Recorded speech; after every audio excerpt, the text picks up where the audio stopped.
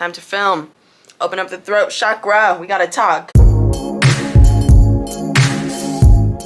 Hi, my name is Amadi. Welcome back to the channel. If you are new, welcome. First things first, I apologize for any dogs, bird, chicken, cat noises that you may or may not hear. There's lots of animals around me. Ooh, my hair looks so cute. I got it done yesterday. If you know, you know, but if you don't, now you do, that this Friday is my birthday, July 21st. I am a Cancer, Leo cusp. Don't play with me. With that said, let's get right to it. Today we're gonna hop into 22 things I learned by the age of 22, because I will no longer be 22. Yeah, 22. Do as a handle. I just thought I would share with you guys some things I've learned and I'm still learning and applying. Also, take everything I say with a grain of salt. This is all my personal opinion. I don't think any of these things are that radical though. 22 things I learned at the age of 22. Number one, take people at face value. Man, I had to learn this. Not what they tell you, but what they show you. Not what they say they're gonna do, but what they actually do. If you are an imaginative person like me, odds are you might be imagining all sorts of possibilities for the people in your life. Stop it. Don't do it. Don't waste your time doing that. Take people at face value. Number two, do your laundry often. Like, doing my laundry often really changed the game. I saw this one video about this mom and her cleaning hacks, and it was to do a load of laundry every day.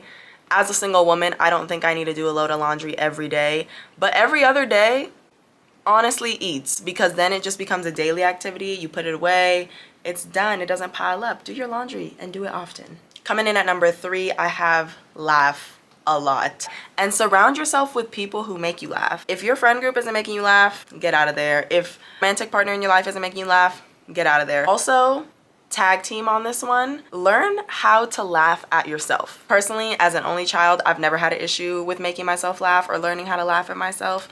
But I think it is really important to learn how to laugh at yourself in a non-self-deprecating way. I think that's the important one here. Laugh at yourself because nothing is ever that serious, but don't make fun of yourself. You know what I mean? Be kind to yourself. Number four, break up with them.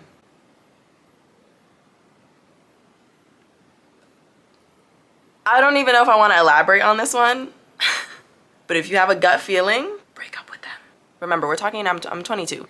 Coming in at number five, some of you may have an issue with this. This is for the girls and the gays that know they're that bitch. So if you're offended by this one, coming in at number five is don't wait in lines. Don't do it. Don't do it. I will also not be elaborating further on that. Number six, one of my favorite things I've learned, I think I did learn this at the age of 22, to say no often, like a lot more. Like, say no. Just say no. Or say another favorite phrase, let me think about it, I'll get back to you. You do not have to be a yes man all the time. It has become one of my most used phrases as a Cancer. I love saying no. I love staying in the house. And of course I'm gonna go outside and support my friends, but other than that, it's a no for me, dog. Was that number five? I don't have them numbered in order. Next, wear sunscreen and a hat. I love seeing my Koreans, etc., with their umbrellas. UV damage is real. And not just, you know, cancer, melanoma, that's terrifying. Wrinkles, saggy skin, dark circles, dry skin. Oh. I don't know about you, but I want to maintain my youth, so I will be wearing sunscreen and wearing a hat at all times. Next up, and I think this one is so important, and this is definitely something that I learned last year, working on bigger jobs, on bigger productions, even on small ones. Actually, I take that back. Even working on the smallest job, this one is absolutely huge, and it is to be respectful to everybody. Be kind to everybody. If you're in a room, I don't know if this is a social thing or a work thing, no matter what, if you're random out in public, be respectful and be nice to people, because you never know who that person is.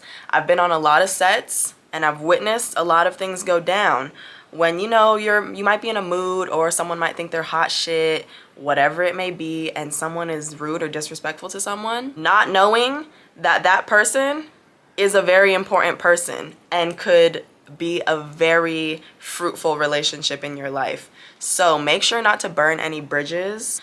First impressions matter. They matter a lot. And I have had to learn this one the hard way. Not that I was so disrespectful to anyone, but like I've fully met someone and then later on been like, oh, that's who they were? Maybe I could have been a little bit nicer or just like generally approached the situation differently and made a better first impression. Next up, one of my favorite quotes that I learned from one of my mentors: how you do anything is how you do everything. I'm still learning, you guys. First of all, I'm in no way coming on here saying like I am saved, I am learned. These are things that I've learned and I'm still definitely putting them into practice. How you do anything is how you do everything. You half-ass making your bed in the morning, you very well might be half-assing other things in your life as well. And it really is as simple as that. If you procrastinate A, B, or C, odds are you're gonna procrastinate in this area of your life as well. I have really been trying to approach everything down to the smallest things in my life with the utmost intention, because I want to approach everything in my life with great intention and respect and all of the good things. I think this one right here might actually be my favorite thing. My favorite thing in like the whole world that I learned after reading The 4 Agreements. Great book. I know probably many of you have read it. I take this with me every day of my life for the rest of my life. And that is, do not take anything personally. Do not take anything personally. Ever. Like literally ever. Even if someone is like, yeah, this is personal, it's not. Don't take it personally. Let it go. I think this was really huge for me as a water placement, a Cancer specifically. I'm very sensitive. It's easy to take things personally, and a lot of times people will personally attack you. But the crazy thing is, the way that everyone behaves in the world, the way that we express ourselves, is really just a reflection of what we have going on internally. If you're out at a restaurant, someone is rude to you or whatever, don't take it personally, don't get upset, brush it off, move on. I have saved so much time by not taking anything personally. And that comes again, friendships, relationships, jobs, literally any area of your life, any interaction with another human being that might feel a little off or unsettling. Don't take it personally, don't waste your time. At the end of the day, it's what's here that matters, and everyone else, whatever they got going on, is honestly none of your business. Next up, gonna be to move away. Move away. Move away from your hometown. Move to a new city, move to a new place, move. Especially while you're young. And the thing is, if shit goes downhill and terrible, you can always go back. You can always find a new place. But I think it's so important to move away from your hometown. It really just like expands the mind in ways that you probably can't imagine, especially if you're from a small city or a small town. My next thing is to move out of the country, because I already know that that is also going to expand my horizons in a lot of ways. Move away. Next up, and something that I really struggled with mostly in like later in high school, early college, stop spreading yourself too thin. And you know when you're spreading yourself too thin. You're tired, feel overwhelmed, feel like a yes man, you feel like you have to say yes to these things, you feel like you have to show up all the time. No, it'll take years off of your life spreading yourself too thin.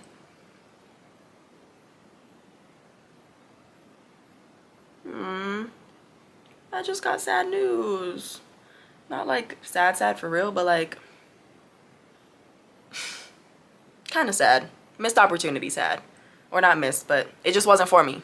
It just wasn't for me. Anyway, next up, codependency isn't cute. I have learned the importance of having your own life outside of your relationship. And if you're in a relationship and you feel like you can't do that, reevaluate. It's so easy. I mean, I lived with my ex-partner for 3.5 years.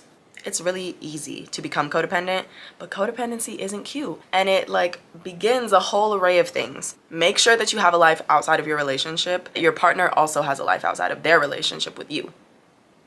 Point blank period. Necessary. Floss. Floss your teeth. Floss. Okay?